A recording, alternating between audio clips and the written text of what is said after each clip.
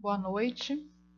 Bom, essa aula do curso de capacitação em neuroeducação, né, onde a gente está tratando sobre as bases neurobiológicas do aprendizado da memória.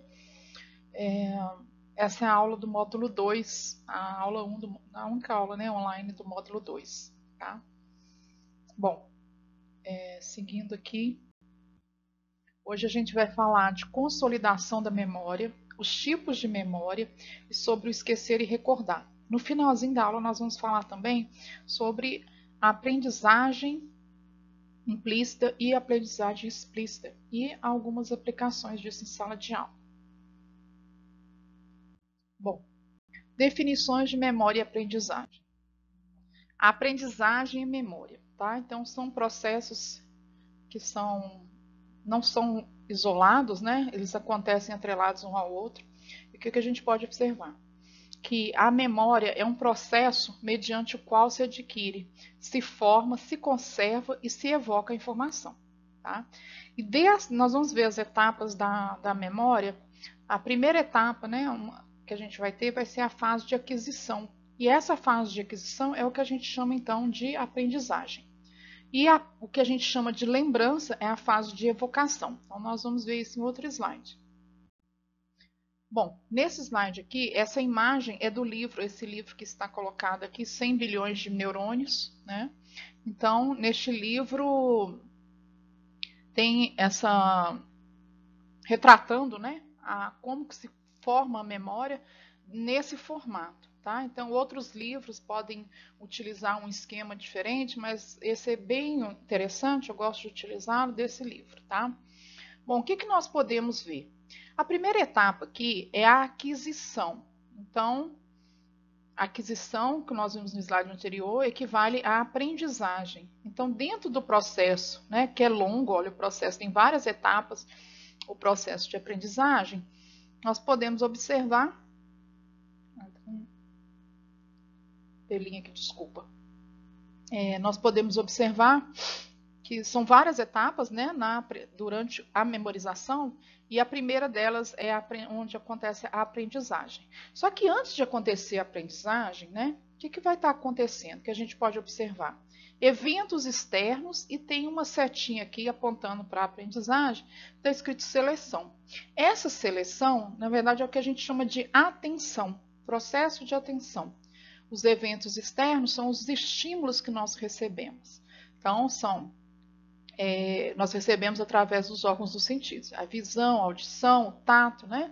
Então, tudo que a gente vai percebendo do meio externo vai chegando, né, para o nosso cérebro através da atenção, né?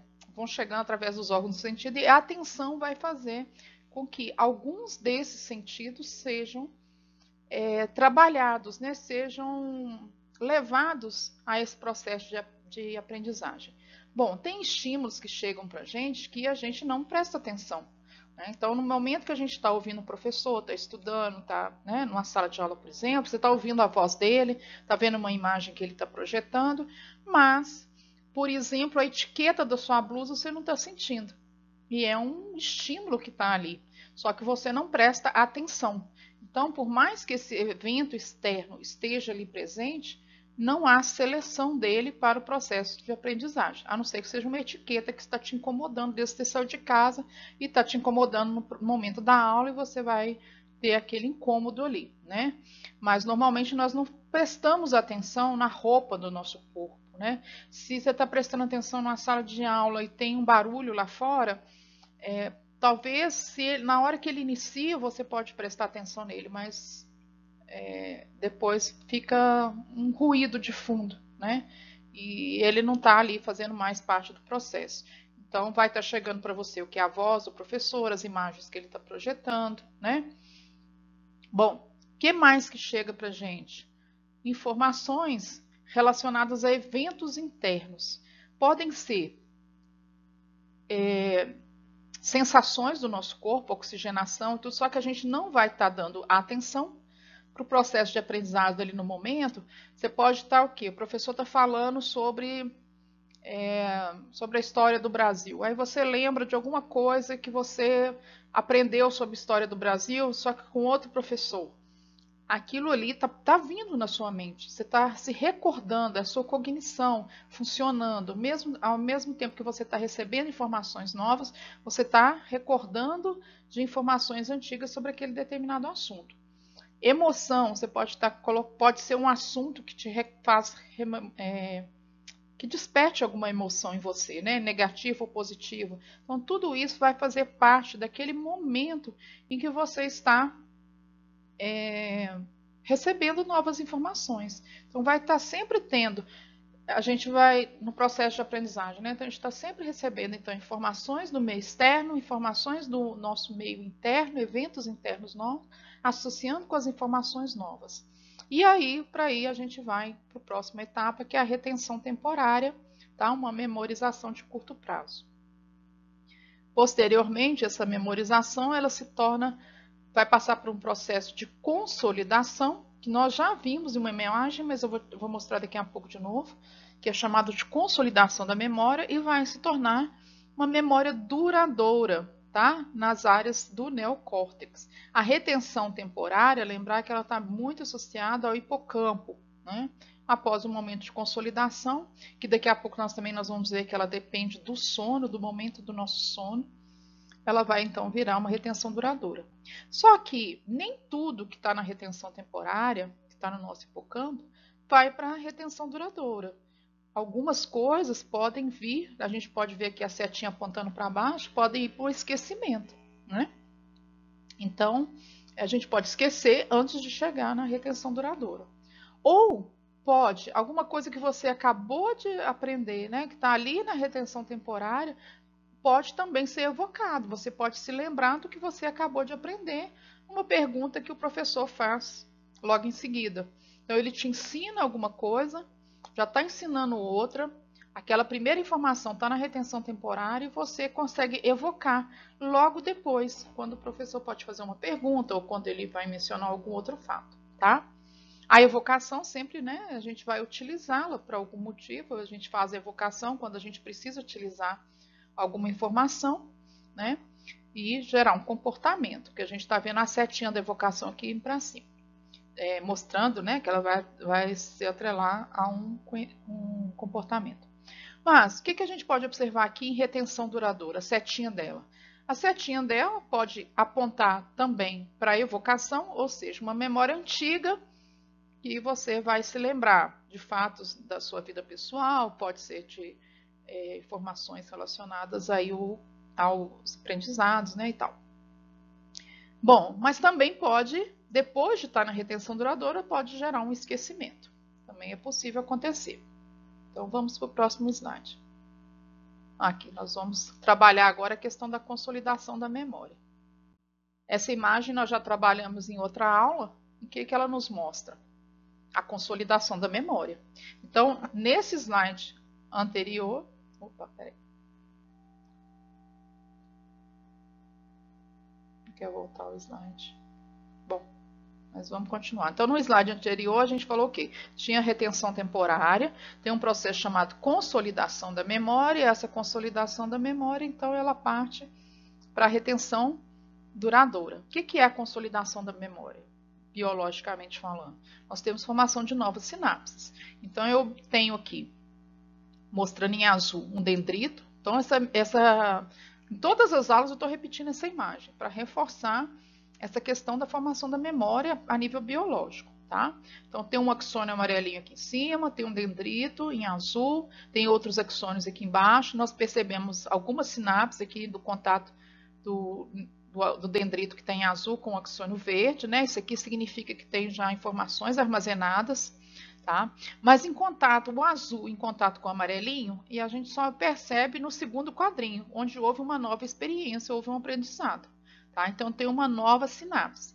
E essa a gente percebe que ela é magrinha, que ela é fininha, né? Então tem uma nova sinapse formada, mas ela ainda é frágil, tá? Quando, na letra C, fala que continua a experiência, um treino prolongado. O que acontece com essa sinapse entre o dendrito azul e o axônio amarelinho? Ela se fortalece, tá? Consolidação da memória. Na letra D, a experiência foi removida. Essa sinapse pode se enfraquecer, tá? E pode até desaparecer se você não voltar a treinar. E aqui, por fim, no último, na letra E, a experiência volta, né? E ela volta a ficar fortalecida.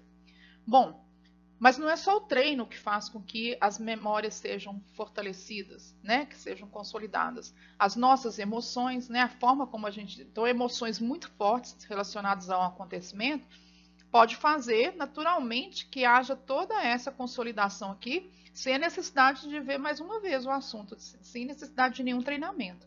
Isso, por exemplo, se a gente lembra do dia do nosso casamento, o dia que nosso filho nasceu, o primeiro beijo, né? São acontecimentos altamente, com uma carga alta de emoção, né? Então, não precisa a gente repetir para lembrar, mas a gente sempre vai se lembrar daquilo, tá? Porque houve uma emoção forte associada.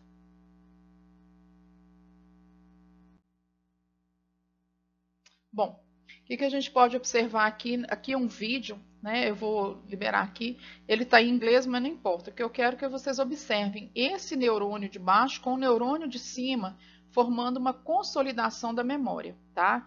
Então, vocês observem que os prolongamentos do neurônio, eles vão aumentar de tamanho de forma a formar sinapse. Então, vamos ver aqui. What you're looking at here are two neurons under the microscope that I've filmed, crescendo, né? and if you wait really patiently, you'll be able to see them connecting to one another. Olha, vou fazer o contato. Isso aqui é em laboratório, né? É numa placa de laboratório, não é em vivo. Mas olha como reproduzindo como que acontece em vivo. Eu vou colocar de novo, então observem que o neurônio de baixo e o neurônio de cima, eles vão aumentando os seus prolongamentos para fazerem contatos, para permitir que formem novas sinapses. Então aqui está havendo a consolidação da memória, está havendo o quê? Né? Umas novas sinapses para poder armazenar o conhecimento adquirido. Então, vai de novo. What you're looking at here are two neurons under the microscope that I've filmed, and if you wait really patiently, you'll be able to see them connecting to one another. Que lindo.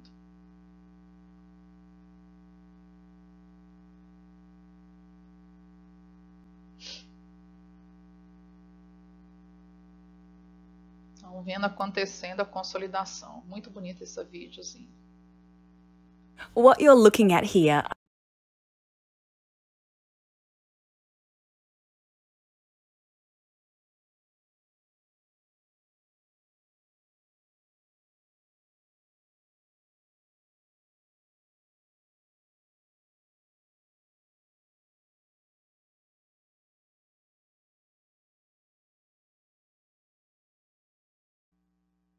Bom, agora falando de consolidação da memória, eu trouxe esse outro vídeo que fala sobre a história de HM. Tá? Vamos ver o que é o histórico dele, o que isso trouxe para a gente, né? Claro, uma história verídica que aconteceu e que trouxe muitos conhecimentos acerca, né, de memória de curto prazo, longo prazo, as áreas do cérebro que estão associadas. Então vamos assistir esse vídeo. Você sabe o que é aprendizagem? E quais as diferenças entre aprendizagem implícita e explícita? Nesse vídeo eu vou compartilhar contigo isso em detalhes, então se tu tem interesse, continua aqui comigo e seja muito bem-vindo ao Nexo do Saber. O material de vocês tem esse vídeo, tá? Podemos concordar que aprendizagens podem ser de diferentes formas, não é mesmo? Por exemplo, compare aprender a resolver equações com aprender a andar de bicicleta. Ou então, compare aprender os componentes de uma célula e aprender a amarrar os cadarços. Resolver equações ou as partes de uma célula são informações que temos consciência. Podemos, inclusive, explicar verbalmente a matéria para outra pessoa. Já andar de bicicleta e amarrar os cadarços são ações que realizamos de forma quase inconsciente. Tente ensinar alguém a amarrar os cadarços, por exemplo, pelo telefone. É difícil? Na história da psicologia, um dos casos mais famosos que nos ajudou a entender melhor sobre a aprendizagem e a memória humana é o caso de HM. Aos 7 anos de idade, ele foi atingido por uma bicicleta e bateu a cabeça, ficando inconsciente por alguns minutos. Mais tarde, começou a ter convulsões que foram se tornando cada vez mais frequentes. e aos 27 anos ele recorreu a uma cirurgia que retirou algumas partes do lobo temporal do seu cérebro. Apesar da cirurgia diminuir as frequências das convulsões, HM desenvolveu amnésia profunda. Ele ainda se lembrava quem ele era, sua família e seus amigos. Lembrava também de amigos da infância e até mesmo do acidente de bicicleta. Entretanto, HM não conseguia se lembrar dos eventos que ocorreram logo antes da cirurgia. Ele não lembrava de absolutamente nada dos 2 anos anteriores, e mesmo a memória de eventos de até 9 anos atrás foi prejudicada. Esse tipo de problema de memória é chamado de amnésia retrógrada, pois se refere a não lembrar de eventos que ocorreram no passado, anteriormente à lesão cerebral. No caso de HM, quanto mais recentes os eventos, pior era a sua lembrança. O problema maior, no entanto, é que ele também ficou prejudicado na aprendizagem de novas informações, mesmo se fossem repetidas diariamente. Este tipo de dificuldade de criar novas memórias e, portanto, aprender novas informações é chamado de amnésia anterógrada, quando o paciente não lembra de eventos que ocorrem depois do acidente. O que chama mais atenção no caso de HM é que, embora sua amnésia fosse profunda, havia alguns aspectos da aprendizagem e da memória que foram preservados. Um exemplo é um experimento em que HM deveria copiar um desenho olhando em espelho em vez de olhar diretamente no papel. É uma tarefa extremamente difícil e no início ele fazia muito mal, mas após praticar a tarefa repetidamente por 3 dias, ele conseguiu copiar a figura com rapidez e precisão. O desempenho de HM estava mudando com o resultado da experiência, ou seja, ele estava aprendendo. Mas cada novo dia que o experimento era realizado, ele não se lembrava de ter feito essa atividade antes. Cada dia seu desempenho era melhor, mas toda essa aprendizagem era inconsciente. Outros estudos compararam a aprendizagem de habilidades entre pacientes com amnésia e pacientes normais e chegaram a essa mesma conclusão, de que o desempenho dos 2 grupos era igual e os pacientes com amnésia mantinham essa nova habilidade por meses, mesmo sem lembrar de ter praticado alguma vez. Assim, concluímos que aprender uma habilidade motora é algo fundamentalmente diferente de aprender fatos conscientes. Os seres humanos usam múltiplos sistemas diferentes de aprendizagem dependendo do que está sendo aprendido. E essa aprendizagem depende de partes diferentes do cérebro. As memórias conscientes, como lembrar o que comemos no café da manhã, são chamadas explícitas ou declarativas. E as memórias inconscientes, como andar de bicicleta, são chamadas implícitas ou tácitas. Além disso, a memória de trabalho de HM, que tem relação com a memória de curto prazo, também foi preservada. Ou seja, ele podia armazenar, repetir e manipular informações temporariamente da mesma forma que outras pessoas. O seu desempenho em testes de inteligência era normal, assim como em testes de memória de trabalho. A aprendizagem explícita é, portanto, muito diferente da aprendizagem implícita. Da mesma forma, armazenar informações na memória de longo prazo usa mecanismos cerebrais diferentes da memória de trabalho. Isso é importante se queremos ter uma aprendizagem mais eficiente. Ou seja, não devemos esperar que uma estratégia que seja boa para informações explícitas seja muito efetiva para aprender informações implícitas e vice-versa. Devemos ajustar as nossas estratégias de aprendizagem de acordo com os tipos de informações que estamos tentando aprender. Se tu quer aprender cada vez mais sobre esses processos de aprendizagem, te inscreve no canal. Então, o que ela traz aqui para a gente, né? Da importância do hipocampo para a formação de memórias explícitas. No dia a dia, em sala de aula, que nós utilizamos muito memórias explícitas, né? Quando a gente faz uma aula expositiva, ensina para ensinar para os nossos alunos, a gente está trabalhando muito ali a questão explícita, né? Mas existe uma forma também da gente trabalhar em sala de aula a memória implícita, né? Nós vamos falar da aprendizagem explícita e implícita no final, não é? E os mecanismos cerebrais são diferentes, né? No caso aqui de HM, ele teve um prejuízo, né, durante a cirurgia do hipocampo, que está relacionado à memória explícita, mas não tinha prejuízo nas aprendizagens relacionadas às áreas motoras. Então, eram outras áreas cerebrais que estão associadas à memória implícita. Então, que fique bem claro que memória explícita é aquela que a gente consegue. O professor explica, a gente consegue absorver e a gente consegue falar sobre elas, né? Então, eu falo lá sobre as consequências da descoberta da América. no Brasil, né? Por exemplo, né? Então, eu aprendo as consequências, eu consigo explicar, mas explicar, por exemplo, o andar de bicicleta, por exemplo, a gente aprende. A gente pode até aprender por escrito, né?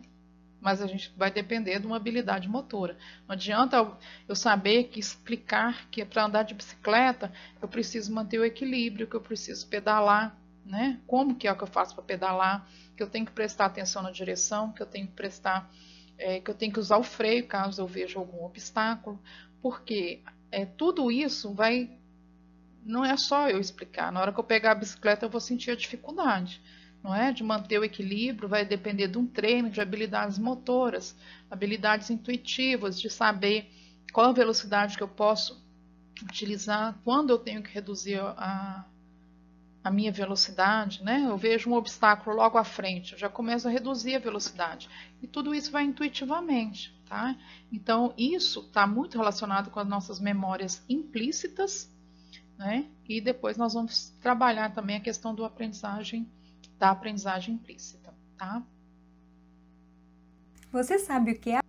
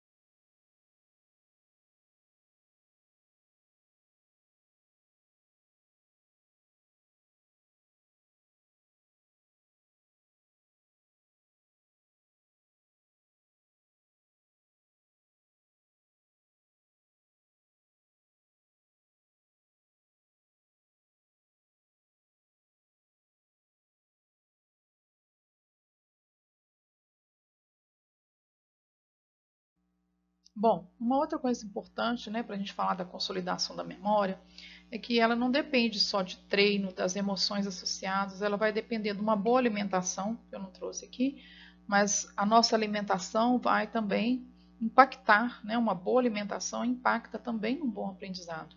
E também uma boa qualidade de sono. Então, o que acontece durante o sono, que é o momento onde há a consolidação da memória, tá? Então, aqui está descrito nesse quadro, nessa informação à direita aqui, do processo de consolidação do aprendizado. Então, diz assim: as informações captadas ao longo do dia chegam ao hipocampo, região do cérebro onde fica uma substância, a acetilcolina, capaz de receber e guardar temporariamente os conhecimentos. Então, imagina o hipocampo como uma sala que está recebendo as informações, né? Como imagina as pessoas entrando como se fossem as informações. A acetilcolina retém todo mundo ali, mantém todo mundo preso, né? Só durante a noite é que vai haver a liberação para que as informações possam prosseguir para as áreas do neocórtex, onde serão armazenadas de forma duradoura. Então, enquanto a acetilcolina está ativa ali no hipocampo, as informações vão chegar e vão ficar retidas, tá? Mas, durante o sono, a acetilcolina permanece praticamente inativa, uma vez que o cérebro não recebe novas informações. E é nesse momento que as informações retidas ali migram para o neocórtex, tá? Então diz aqui, os cientistas descobriram que apenas com acetilcolina inerte, né, durante o sono, os neurônios conseguem formar uma rede por meio da qual as informações migram a outra região do cérebro, que é o neocórtex, tá? E nela lá fica armazenado, né, a longo prazo, essa memória relativa ao aprendizado, tá? Então, uma boa qualidade de sono, ela é muito importante, tá?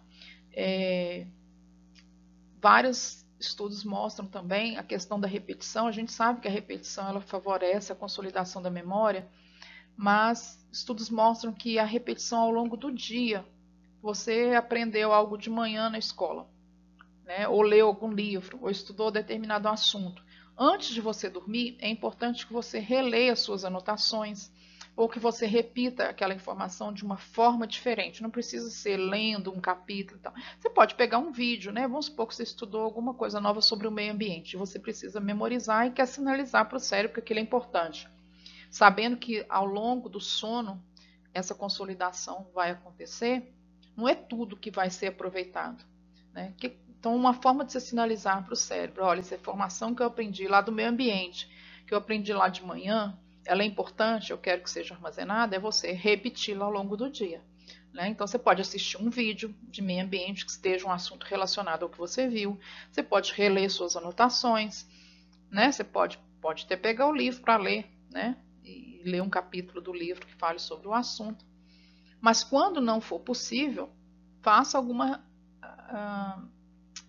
não precisa ser o capítulo, né? Faça alguma atividade simples que você possa relembrar o assunto da parte da manhã, por exemplo.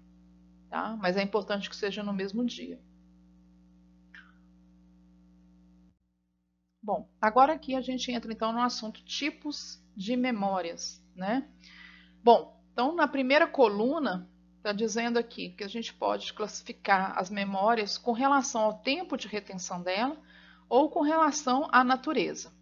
Na segunda coluna, a gente tem os tipos e subtipos de memórias, tá? E na terceira coluna, quais são as características dessas memórias. Então, eu vou lendo aqui e explicando. Então, no primeiro momento, então fala aqui assim na primeira coluna, quanto ao tempo de retenção, os tipos, ultra rápida ou chamada imediata, a de curta duração e a de longa duração. Bom, ultra rápida ou imediata dura de frações de segundos a alguns segundos. Ela também é chamada de memória sensorial. É aquela memória que você não está... Os estímulos, né, sensoriais estão chegando, barulho está chegando, às vezes você não está nem prestando atenção. Já viu quando você está contando, já aconteceu comigo, né? Muitas vezes. Você está contando, a pessoa está te contando um caso, você dá uma distraída legal, assim, aí a pessoa fala assim, você não está prestando atenção? Você fala, não tô. Aí você pega a última palavra que a pessoa falou e fala, você está falando sobre isso. Mas se a pessoa não tivesse te interpelado, não tivesse falado, olha, você não está prestando atenção, teria perdido essa palavra. Mas ao momento que a pessoa fala, você não está prestando atenção, aquilo já te traz atenção novamente e você consegue pegar a última palavra. Então, alguma coisa muito rápida que passou ali. Agora, se a pessoa te apertar e falar assim, não, explica então o que eu estava falando, você já não tem armazenado o que ela estava falando, porque você estava ali meio viajando na maionese e não estava prestando atenção no assunto, não é? Então, isso aí são as informações que vão chegando, vão se perdendo, vão chegando, vão se perdendo, né? A não ser que você esteja colocando atenção. Aí, se você estiver prestando atenção na pessoa, aquela informação vai durar, vai para curta duração, vai para a linha seguinte, né? Curta duração, que dura minutos ou horas, garante o sentido de continuidade do presente. Essa curta duração, que também é chamada de memória de trabalho, é aquela onde a gente vai estar processando as informações. Então, durante o momento que você está ouvindo um professor falar, que você está prestando atenção, está raciocinando, está lembrando de outras coisas, fazendo conexões com coisas que você já sabe, isso ali é uma memória de curta duração, é uma memória que pode durar horas, né? Então, mas pode se perder, né? Quando ela vai virar longa duração, né? No momento do sono, a gente tem, né, aquela questão da acetilcolina ficando inerte e as informações então vão para o neocórtex, né? E vão virar memórias de longa duração, que está aqui na terceira linha. Então, memórias de longa duração dura horas, dias ou anos, garante o registro do passado autobiográfico e dos conhecimentos do indivíduo. Bom, agora, né, pegando aqui na primeira coluna, na parte de baixo, fala assim, quanto à natureza, uma classificação de acordo com a natureza. Então, vamos ver o tipo. Quanto à natureza, a gente pode chamar a memória de explícita ou declarativa, que nós falamos. Essa memória explícita ou declarativa é a memória que está associada ao hipocampo, tá? Então, é aquele caso do HM, né? Que o HM perdeu lá, né, o hipocampo, então ele não guardava novas informações, ele tinha amnésia anterógrada. Então, pode ser descrita por meio de palavras e outros símbolos. Você consegue explicar as causas e consequências, né, de determinada situação, por exemplo, tá? Aqui vou pegar aqui a quarta linha, que é o contrário da explícita, que é implícita ou não declarativa. Ela não precisa ser descrita por meio de palavras. Você pode aprender determinadas coisas de forma intuitiva, só observando a outra pessoa, né? Então, essa é uma aprendizagem que vai estar bem relacionada, uma aprendizagem, consequentemente uma memória, né, que vai estar bem associado a áreas motoras do nosso cérebro, que comparando lá com o caso do HM, é aquele momento em que ele consegue copiar uma estrela, né, passar o lápis por cima da estrela olhando pelo espelho. Então, ali naquele momento, ele não precisou do hipocampo, ele precisa do cerebelo, gânglios da base, áreas motoras do cérebro, tá? Então, ele conseguia, quando ele pegava aquela estrela para passar o lápis de novo, um outro dia, ele não lembrava que ele já tinha feito aquilo. Na parte declarativa, se alguém perguntasse para ele assim, você já fez essa atividade alguma vez? Ele fala, não, nunca. Mas ele já tinha sido exposto a essa atividade várias vezes, mas ele não guardava. Como declarativa, não. Mas, de forma implícita, usando memórias motoras, a cada vez que ele repetia aquela atividade, ele ficava melhor. Então, ele estava sendo treinado e ele desenvolvia essa atividade com melhor desenvoltura, tá? Bom, voltando aqui no início, né, que eu pulei aqui, a episódica. O que é a episódica? Tem uma referência temporal e a memória de fatos sequenciados. Então, ela está muito relacionada só a gente guardar episódios da nossa vida, né, com fatos que ocorreram na nossa vida, né? Então, ela está bem relacionada com nosso... como que fala? Com a nossa memória autobiográfica, né? A memória semântica envolve conceitos atemporais. É uma memória cultural, né? Tudo que eu vou aprender sobre as informações, as coisas que eu aprendo na escola, né? Tudo isso aí são memórias semânticas. Então, nós já falamos da implícita, né? Ou não declarativa, pulando aqui. Tem a memória de representação perceptual. Representa imagens sem significado conhecido, mas que tinha uma memória pré-consciente. Eu costumo dar exemplo aqui da imagem de Einstein. A gente está acostumado com aquela imagem de Einstein com ele com a língua para fora. Se eu pego, né, isso aí, claro que tem que ter um conhecimento pré-existente, mas se eu pego só a língua do Einstein e projeto para vocês, muitas pessoas vão associar, é Einstein, só pela língua, né? Então é uma memória perceptual, você tem uma percentagem só da imagem, mas você consegue associar com o restante, que era o rosto de Einstein com a língua para fora. Memória de procedimentos, tá? Está relacionado a hábitos, habilidades e regras. Memória associativa, quando a gente associa 2 ou mais estímulos, condicionamento clássico, né? Também é chamado como condicionamento operante. Isso aqui, associativa, é quando tem uns testes que se fazem, né, com animaizinhos. Toda vez que você toca um sino, você oferece um alimento. Então, ele associa. Toda vez que o sino tocar, ele começa até a salivar, porque ele já sabe que vai vir um alimento, tá? Pode acontecer de, no momento, você não oferecer o alimento, mas só de tocar o sino, né, ele já faz a associação.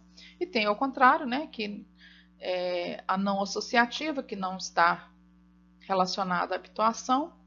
E, por fim, a memória operacional e memória de trabalho, tá? Que permite o raciocínio e o planejamento do comportamento. Então, é aquele momento onde a gente está. Ela é uma memória de curta duração, que foi classificada lá em cima com relação ao tempo, né? Mas, em termos de natureza, ela é considerada organizacional, memória de trabalho. Operacional, memória de trabalho. Então, é aquela memória enquanto você está raciocinando, você está resolvendo um problema de matemática, você está planejando seu futuro, você está estabelecendo estratégias para enfrentamento de alguma situação.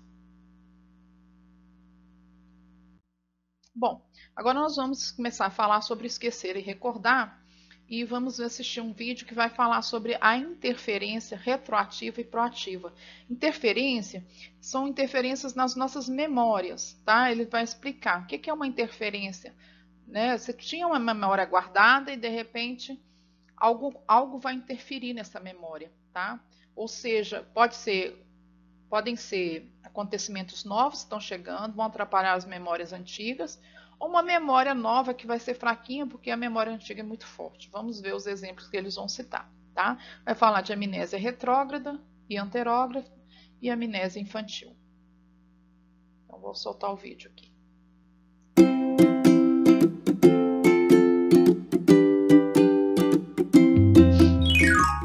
Todo mundo já desejou, em algum momento, ter uma memória mais eficiente, pelo menos para guardar melhor essas coisas do dia a dia, como nomes e datas. Mas a maior parte das informações com as quais nos deparamos cotidianamente, seja quando conversamos com alguém ou quando assistimos ao telejornal, são informações que começamos a esquecer logo, mais ou menos 1 hora depois de termos tido acesso a elas, sabia?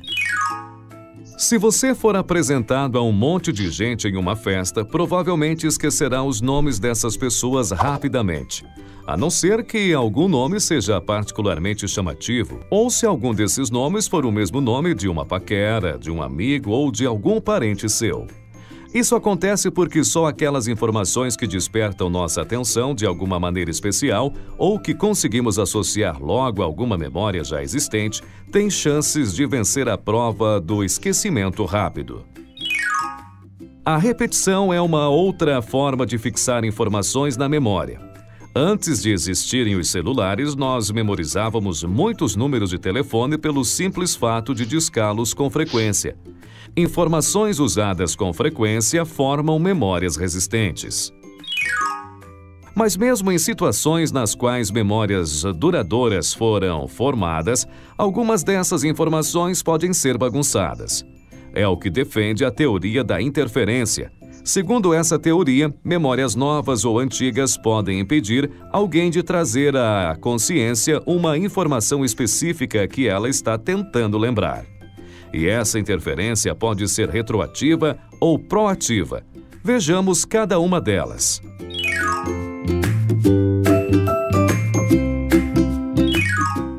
A interferência retroativa ocorre quando nossa capacidade de recordar memórias antigas é afetada por novas memórias. Esse fenômeno é muito comum quando existe uma similaridade muito grande entre as memórias. Por exemplo, imagine que todos os anos você gosta de viajar nas férias para a mesma cidade. Depois de uns 4 ou 5 anos de idas seguidas à mesma cidade, suas memórias das idas mais recentes provavelmente começarão a interferir na sua capacidade de relembrar com precisão as memórias dos anos anteriores. Já a interferência proativa acontece quando a formação de novas memórias é dificultada pela existência de memórias antigas. Vejamos um exemplo. Imagine que sempre que você vai ao trabalho, estaciona seu carro na mesma vaga, todo santo dia. Mas em um determinado dia, a vaga está ocupada por outro carro, então você decide estacionar em outro lugar. Mais tarde, ao largar do trabalho, você caminha até a vaga antiga e só então se lembra que estacionou em outro lugar. Isso acontece porque a memória já estabelecida sobre o seu local de estacionamento habitual interfere na memória mais recente de ter estacionado em outro lugar.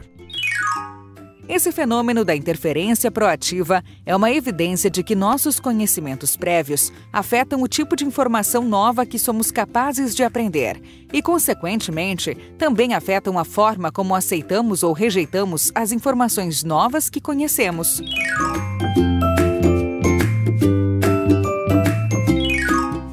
Esquecer as coisas faz parte da vida, mas às vezes o esquecimento é um sintoma de que alguma parte do sistema de memória de alguém não está funcionando adequadamente. É o caso da amnésia, e ela pode ser provocada por alguma doença, por um trauma físico ou psicológico, ou mesmo pelo uso do álcool. Quando a amnésia é retrógrada, isso significa que alguém não consegue se lembrar de memórias que já tinham sido construídas no passado. Esse é o tipo de amnésia da qual todo mundo já ouviu falar. Já na amnésia anterógrada, as memórias antigas não são esquecidas. O que se esquece são aquelas memórias construídas depois que uma certa condição se instala. Por exemplo, alguém pode sofrer um dano cerebral e depois de sofrer esse dano, tudo o que for vivenciado é rapidamente esquecido, embora as memórias criadas antes do dano permaneçam intactas. Mas não é apenas quando há um dano cerebral que a capacidade de criar novas memórias é comprometida. Muita gente bebe e não se lembra do que fez enquanto estava de bebedeira, pois altos níveis de álcool no sangue fazem com que o hipocampo, uma parte do cérebro essencial para a formação de memórias de longo prazo, deixe de funcionar adequadamente, atrapalhando o registro e o armazenamento dos acontecimentos. De fato, o uso do álcool pode provocar os dois tipos de amnésia, a retrógrada e a anterógrada, uma vez que a deficiência de vitamina B causada pelo alcoolismo crônico pode afetar tanto a lembrança de memórias antigas quanto a formação de novas memórias, e ainda pode levar à confabulação. Na confabulação, o indivíduo não consegue colocar novas memórias em um contexto, misturando realidade e fantasia. Pode assistir a um programa de televisão e mais tarde acreditar que trechos do programa são memórias suas, ou o oposto, achar que experiências que foram realmente vividas são apenas resultado da sua imaginação.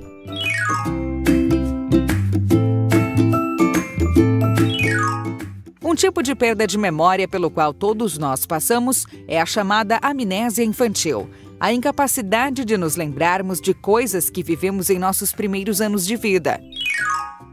Situações vividas a partir dos 3 para os 4 anos são possíveis de lembrar na vida adulta, mas o que foi vivido antes disso é muito mais difícil. Podemos até achar que lembramos, mas é mais provável que sejam falsas memórias criadas por fotos e histórias contadas pela sua família. Parece que só quando nos apropriamos da linguagem, nosso cérebro se torna capaz de formar memórias de longo prazo.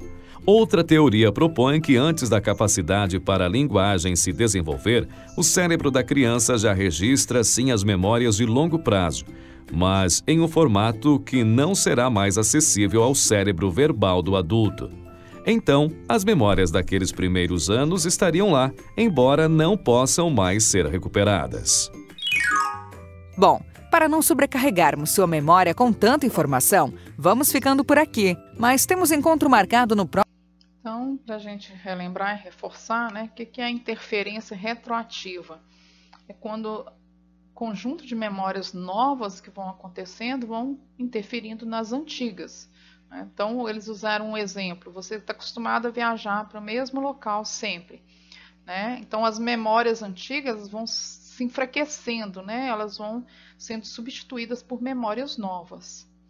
No caso da proativa, são as memórias novas que são fracas. Então, você tem... Eles deram um exemplo do estacionamento, né? Você sempre estaciona na mesma vaga, só que chega um dia que essa vaga, quando você chega, ela já está ocupada, você estaciona numa nova vaga, que você não está acostumado. Então, nesse caso, aí na hora que você volta para pegar o carro, você vai lá na vaga antiga, né? E o seu carro não está lá. Por quê? Porque ali a memória antiga, ela é mais forte, né? E a interferência proativa é uma interferência novinha, né? Acabou de acontecer, não deu tempo de você fortalecer e você vai então na vaga antiga, tá? Então isso é uma interferência em que a memória atual ela é fraca, tá? Não foi capaz de apagar uma memória antiga. Então você erra o local do estacionamento. E fala também da amnésia retrógrada e anterógrada, que nós já vimos no caso do HM, né? No caso do HM, a partir do momento que ele fez a cirurgia e teve problema no hipocampo, ele passa a ter problemas com as memórias recentes, né? As memórias que deveriam ser formadas não são formadas, tá? Então, ele vai ter, no caso, a amnésia anterógrada. Então, esse é o caso de HM, tá? As memórias retrógradas permanecem lá. Bom, e fala também nesse vídeo sobre a amnésia infantil, né? Então, fala que a partir do desenvolvimento da linguagem, por volta dos 3, 4 anos, as duas teorias são, ou antes do desenvolvimento da linguagem, não são formadas memórias de longa duração, por isso que a gente não se lembra de fatos, né, dessa primeira infância, ou essas memórias de longa duração, elas são formadas sim, só que armazenadas em um local que depois a gente não tem acesso mais, tá? São as duas teorias que existem para a questão da amnésia infantil. Bom, dando continuidade...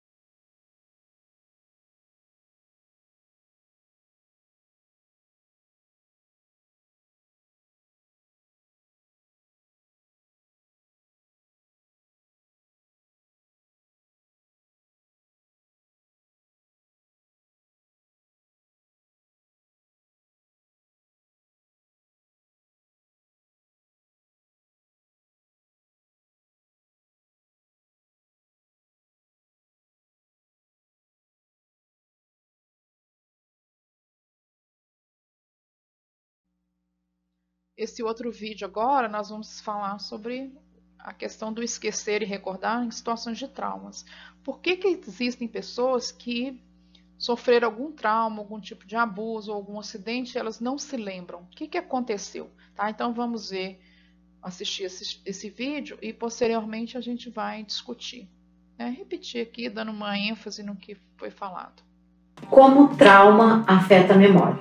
Prazer, eu sou Marcela Bianca, sou neuropsicóloga, estou à frente do Instituto do Cérebro e ajudo adultos a ter alta performance no trabalho e a melhorar os relacionamentos interpessoais através da neuropsicologia. Se você ainda não se inscreveu, inscreva-se aqui no canal para não perder os nossos conteúdos. O trauma geralmente acontece relacionado a momentos ou a situações negativas, que causaram algum impacto, tanto físico quanto emocional das pessoas. E um dos traumas mais comuns que a gente observa, que é uma doença, que é o TEPT, é o transtorno de estresse pós-traumático. Normalmente está associado a pessoa que sofreu um assalto, ou um sequestro, ou alguma situação, realmente bem impactante ali, que causou esse trauma. De acordo com a Unifesp, com uma pesquisa realizada na Unifesp, de 8 a 10 pessoas que sofreram um TEPT, um transtorno pós-traumático,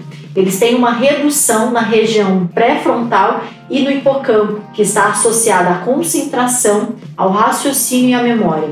Então, normalmente, as pessoas elas têm um impacto cognitivo, nos estudos mostraram que ela tem um impacto cognitivo como essa questão da memória. Então, ela não consegue recordar de muitas coisas, tanto após o episódio, como também associado ao dia a dia. Normalmente, uma pessoa que teve um trauma, ela tem um lapso de memória que pode durar alguns minutos ou até mesmo décadas de não lembrar principalmente o fato, o ocorrido, aquele acontecimento. Por exemplo, um acidente ou algo do tipo que não necessariamente teve um impacto direto no cérebro, mas que causou todo esse dano físico e emocional.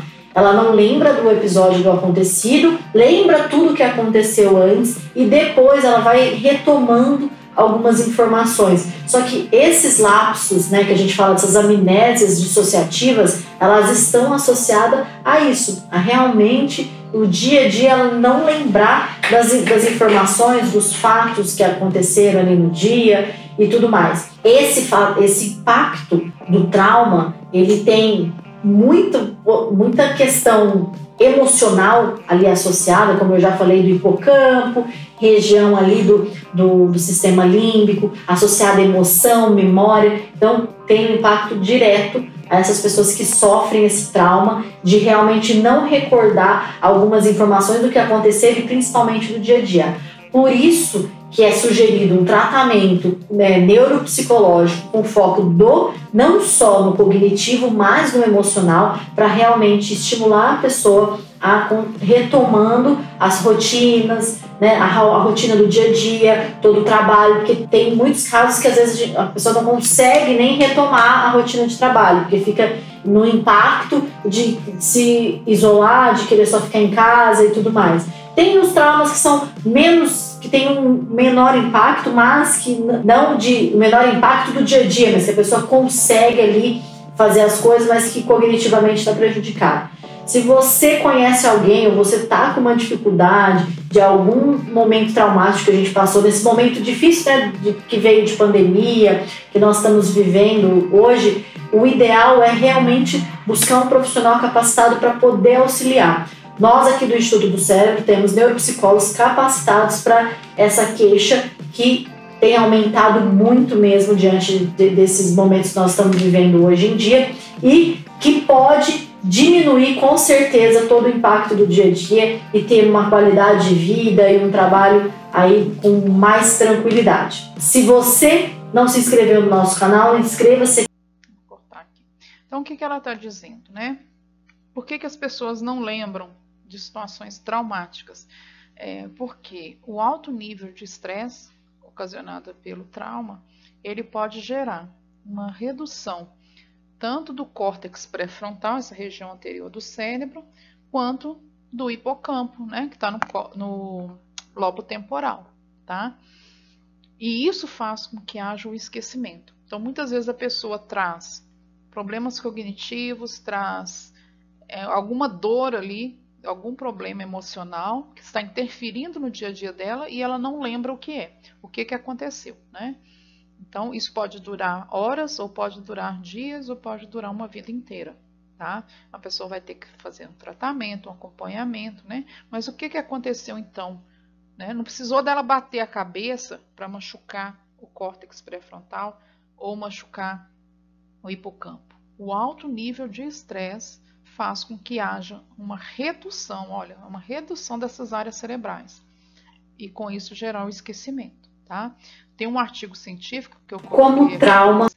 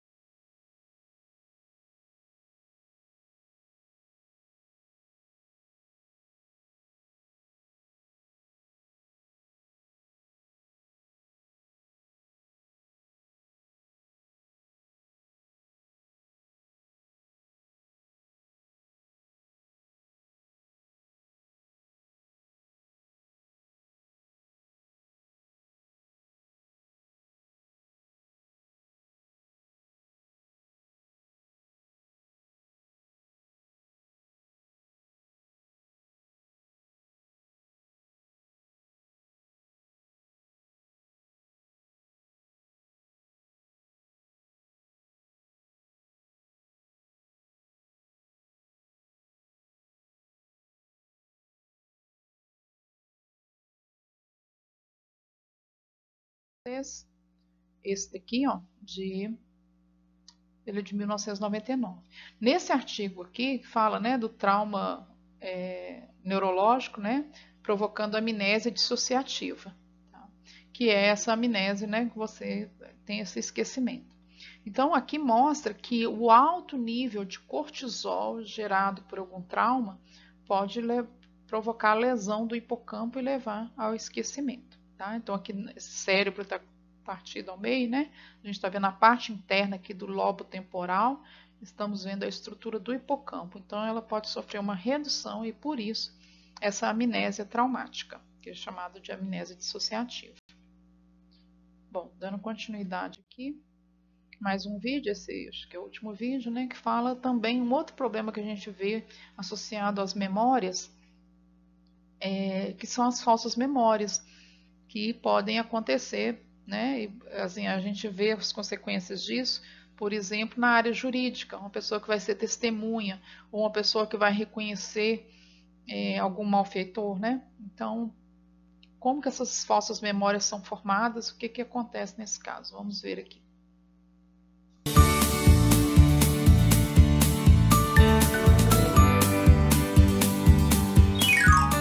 Quantas vezes você já se lembrou de algum acontecimento de uma forma radicalmente diferente das outras pessoas que estavam com você?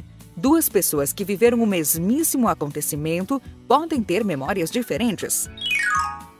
No vídeo anterior, vimos que às vezes, quando o cérebro está com algum problema, a confabulação pode levar alguém a misturar fantasia e realidade ao registrar memórias. Mas será que algo parecido também pode acontecer numa mente saudável? Se você ler uma ou duas vezes a seguinte lista de palavras para algumas pessoas: remédio, vacina, picada, agulha, ampola, furada, veia, injeção. E depois de um tempinho pedir que elas relembrem as palavras, algumas provavelmente incluirão palavras que não faziam parte da lista, como seringa, por exemplo. As palavras adicionadas são falsas memórias decorrentes da habilidade do nosso cérebro de reconstruir nossas lembranças e preencher vazios. Já estudamos isso no vídeo sobre o funcionamento da memória. Nossa memória não é um retrato fiel, mas uma reconstrução. E toda reconstrução tem imprecisões. Essas imprecisões nas nossas lembranças não costumam criar grandes problemas, mas há situações em que memórias importantes podem ser completamente falsas.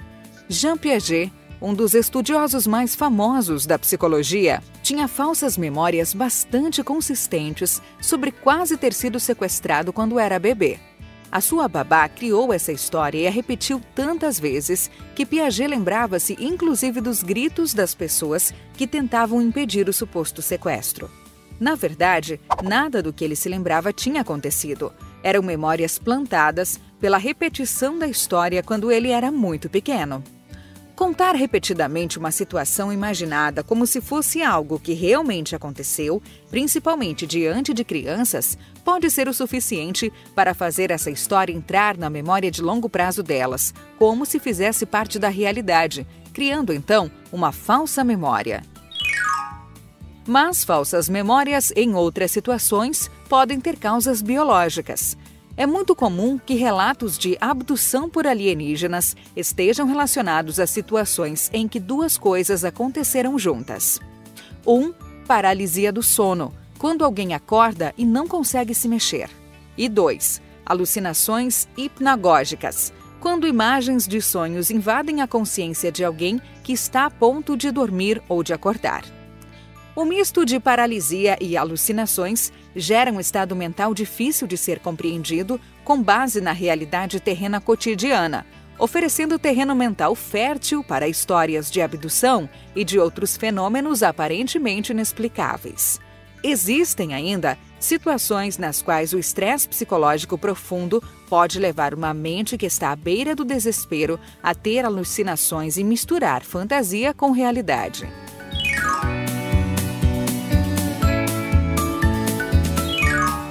Entretanto, existem situações nas quais falsas memórias podem causar problemas bem sérios no mundo real, como as situações nas quais pessoas inocentes são erroneamente acusadas de crimes. Nesse contexto, geralmente utiliza-se o termo síndrome da falsa memória. Casos famosos envolvem, por exemplo, crianças acusando adultos de abusos e atos inadequados. Em alguns casos, as lembranças que fundamentam essas acusações são resultado de terapias para a recuperação de memórias reprimidas.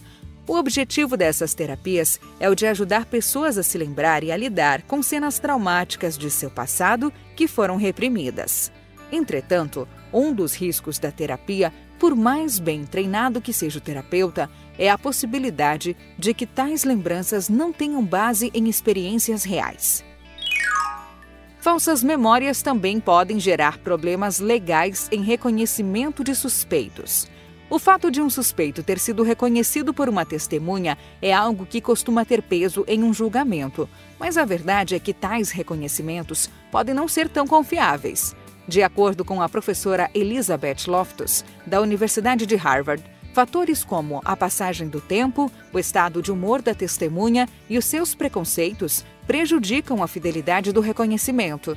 A verdade é que tendemos a apontar o suspeito que, dentre todos, mais se pareça com a memória que temos do criminoso. Dê só uma olhada. Titus was a restaurant manager. He was 31 years old. He lived in Seattle, Washington. He was engaged to Gretchen, about to be married. She was the love of his life. And one night the couple went out for a romantic restaurant meal. They were on their way home, and they were pulled over by a police officer.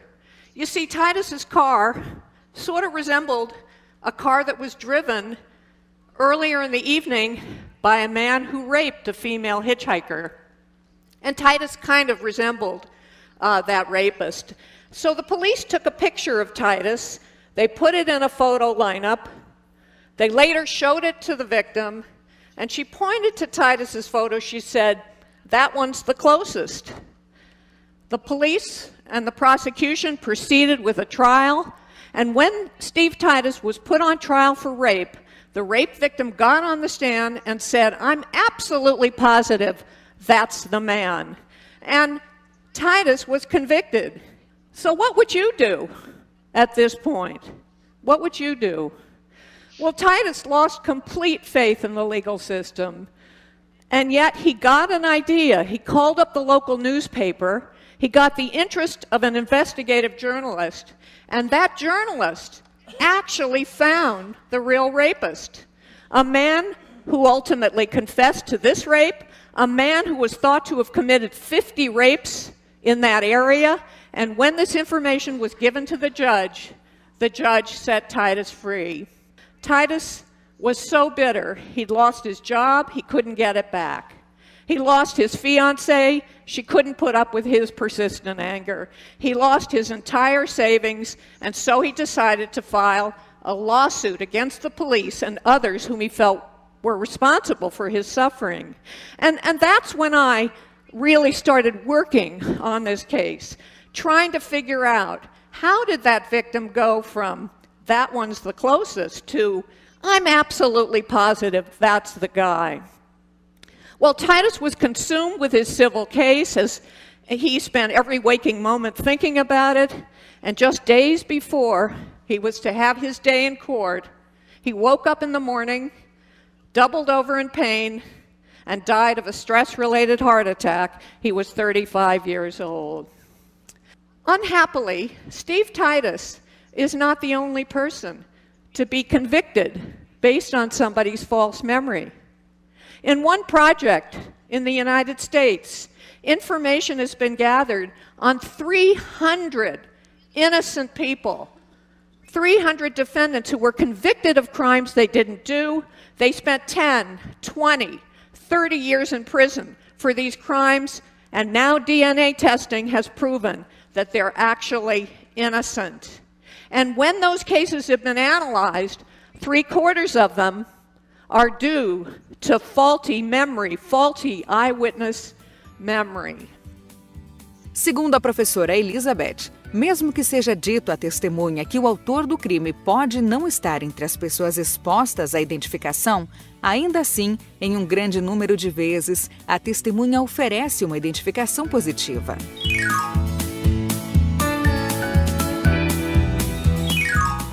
Já a desordem de estresse pós-traumático é uma situação em que memórias bem reais transformam a vida do seu portador em um verdadeiro inferno.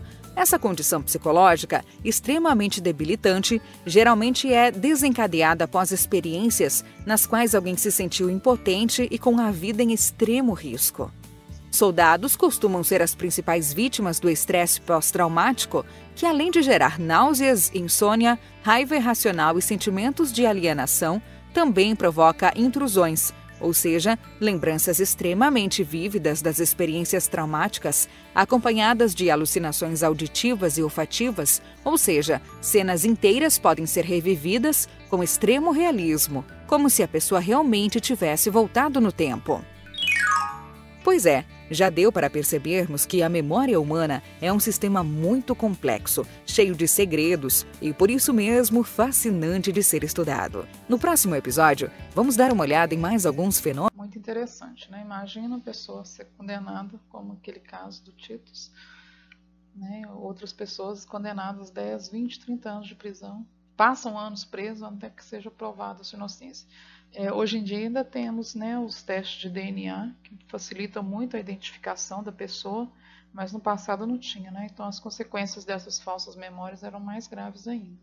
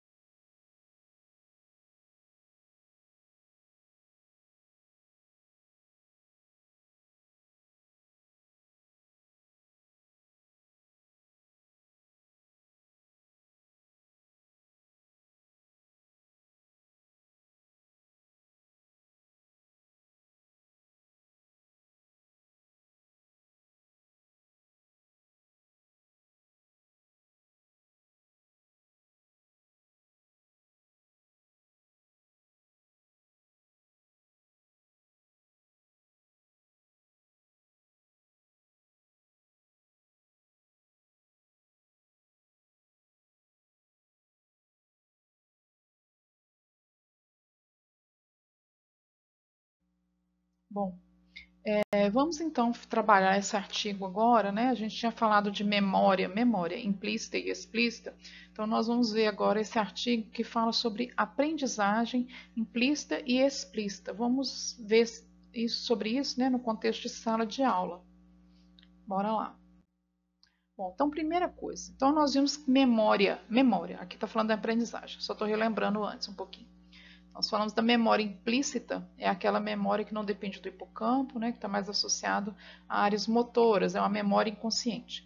Quando a gente traz isso para a questão da aprendizagem em sala de aula, nós estamos falando, então, da aquisição de conhecimentos ou habilidades de forma inconsciente, ou seja, sem a intenção deliberada de aprender, tá?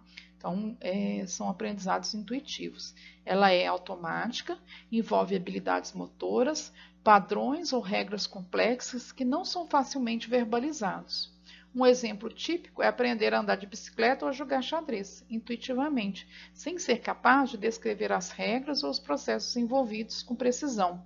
Também quando a gente aprende uma atividade, né, profissional, por exemplo, olhando uma outra pessoa trabalhar. Então, as regras não estão postas na mesa, mas você observa como que ela pega um instrumento, como que ela manipula, e você passa a fazer aquilo, né, da mesma forma. Então, você consegue fazer. E se pedir para você explicar, muitas vezes você talvez não saiba explicar. Você consegue mostrar fazendo. Então, esse tipo de aprendizagem é chamado implícita. Bom, exemplos práticos. Vamos ver em cada disciplina exemplos práticos de aprendizagem implícita. Bom, na matemática, um exemplo de aprendizagem implícita ocorre quando os alunos, ao resolverem muitos problemas de adição ou subtração, começam a reconhecer padrões, como decompor números automaticamente para facilitar seus cálculos, tá? Sem perceber, eles começam a usar estratégias mais eficientes de resolução de problemas, como agrupar dezenas ou usar propriedades distributivas, tá? Sem uma instrução explícita sobre essas estratégias. Então, ele pode ter associado uma aprendizagem explícita, onde o professor expõe as regras da somatória, né, ou da subtração, ou da divisão. Só que, muitas vezes, a gente começa, por exemplo, a fazer de cabeça, consegue, né, trabalhar os números de uma forma que não foi explicada pelo professor, mas é uma forma que você consegue chegar a um resultado, tá? Então, você consegue trabalhar, né, de forma não explícita, tá? Que é a aprendizagem implícita. No caso, né, das ciências, né, de ciências, durante os experimentos, por exemplo, né, durante experimentos práticos repetidos, os alunos podem começar a entender a sequência lógica de um experimento científico. Por exemplo, você tem que observar primeiro, estipular uma hipótese, testar e a partir daí ter o resultado. Mesmo que essa estrutura não tenha sido explicada detalhadamente, tá? Então, se várias vezes você é exposto a situações onde você vai fazer experimentação e sempre você observa primeiro, você traça uma hipótese, faz o teste e tem o resultado, você começa a fazer isso intuitivamente, tá? Sem necessidade da exposição. Né? Então, os alunos eles desenvolvem essa compreensão através de uma prática implícita.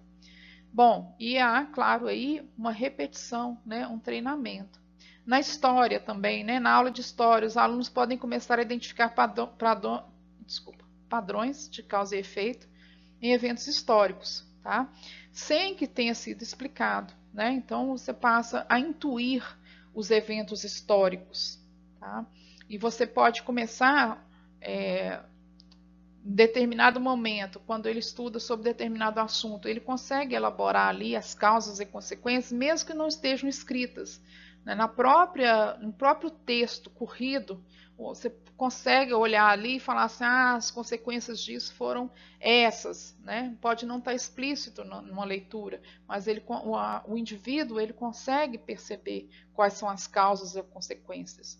Então, isso são aprendizados que a pessoa aprende a intuir, né? Então, esse tipo de aprendizado ele está muito associado a áreas cerebrais que estão ligadas a áreas motoras, tá? Na geografia, olha, ao trabalhar repetidamente com mapas e localizações, os alunos podem começar a desenvolver uma noção intuitiva de orientação espacial, como a relação entre norte, sul, leste, oeste e localização de países ou cidades, mesmo sem receber uma instrução explícita sobre essas relações. No português, desenvolvimento da competência gramatical. Isso acontece muito na aprendizagem da língua através dos pais, né? Antes da gente aprender as regras gramaticais, a gente aprende onde colocar o sujeito, onde colocar o verbo, né? E, consequentemente, né? A gente consegue estruturar a língua sem ter aprendido isso ao longo assim, ter passado ainda por um conhecimento explícito, tá? Então, desenvolvimento da competência gramatical por meio da leitura e exposição contínua à língua. Quando os alunos leem textos em português, eles são expostos a estruturas gramaticais, padrões de concordância e uso de tempos verbais, sem que necessariamente recebam instruções explícitas sobre regras gramaticais envolvidas. Bom, e as áreas cerebrais envolvidas, né, como a gente pode ver aqui na figura, tem essa área verdinha aqui, que é a área pré-motora medial, que é uma área motora considerada suplementar. Nós temos essa azul clara, eu estou passando o mouse aqui, não sei se está dando para vocês verem, mas essa área azul clara, né, está apontando aqui a área pré-motora lateral, em roxinho, ou um cinza, é um roxo. Está escrito área motora primária ou giro pré-central, tá? São áreas envolvidas, também o córtex parietal, o córtex occipital, o cerebelo e os gânglios da base, que são áreas motoras, tá? O córtex parietal, ele está muito relacionado à questão dos estímulos sensoriais, tá? Integração sensorial. Bom, já a aprendizagem explícita é aquela onde estão estipuladas as regras, né? Então, envolve um processo consciente e deliberado, em que o aprendiz está ciente de que está adquirindo novos conhecimentos ou habilidades. Envolve atenção concentrada e esforço ativo para reter informações que podem ser facilmente verbalizadas ou explicadas. Por exemplo, aprender novas regras gramaticais de uma língua, né?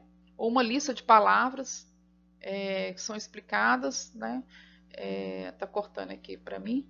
Então, estão relacionadas à aprendizagem explícita. Então, aquilo que é declarado, você tem consciência de que está aprendendo e você consegue também verbalizar aquilo que você aprendeu.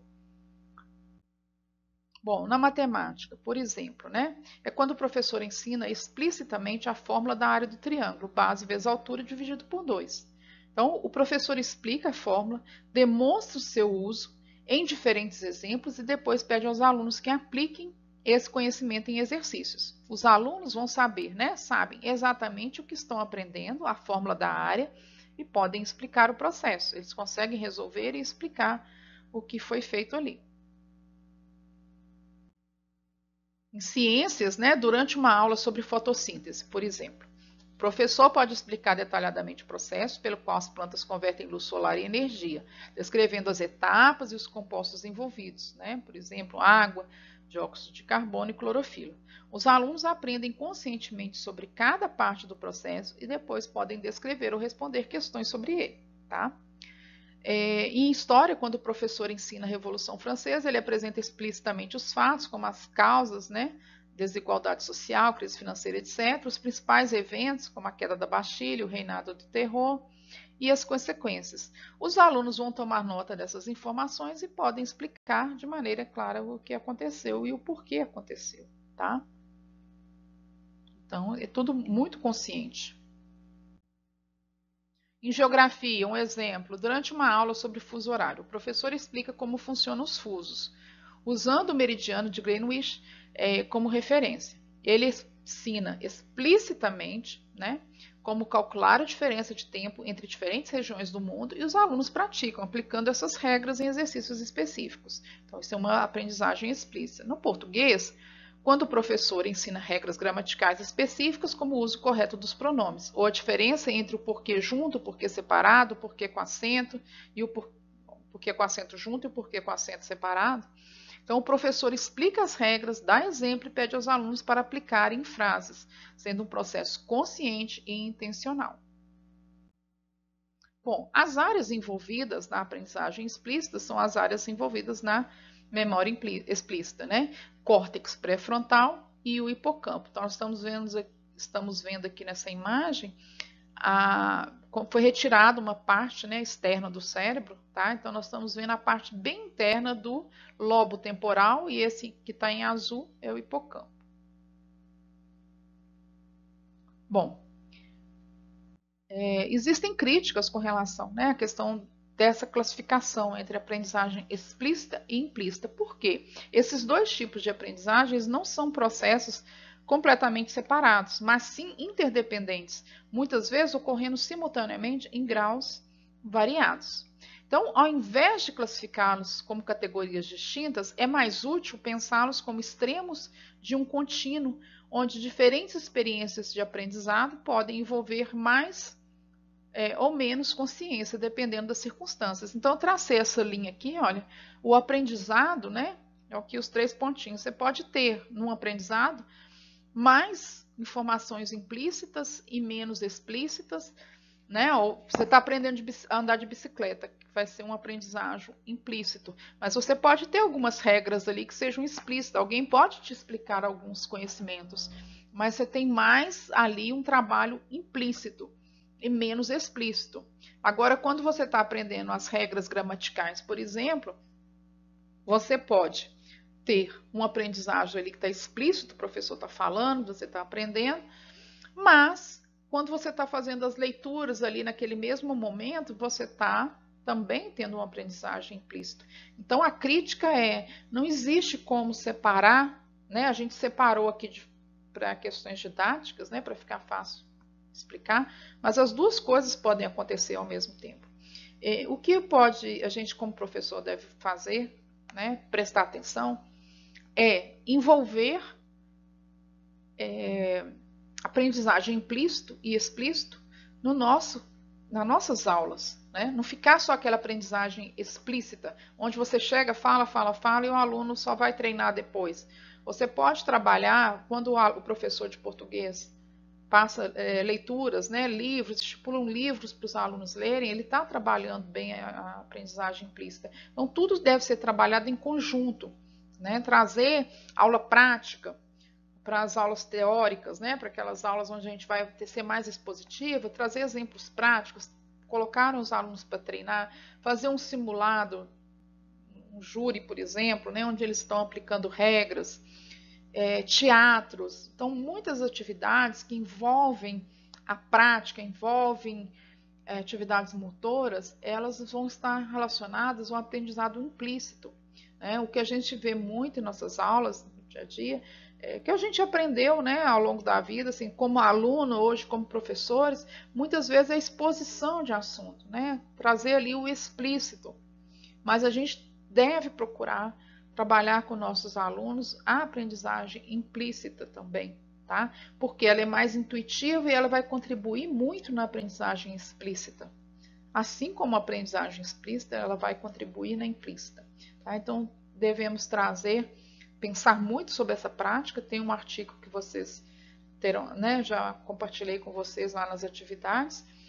Tem o link desse artigo, que vai falar sobre essa aprendizagem implícita e explícita, e que a gente deve, assim, trazer isso, procurar estudar. Isso aqui a gente está só mencionando o assunto, mas a gente deve procurar um pouco mais sobre esse conteúdo e tentar modificar nossas práticas, para que haja esse conjunto de aprendizagem explícita junto com a aprendizagem implícita. Sair daquela questão só de aula expositiva, trazer a prática, trazer a vida real. A gente falou muito isso nas outras aulas, né?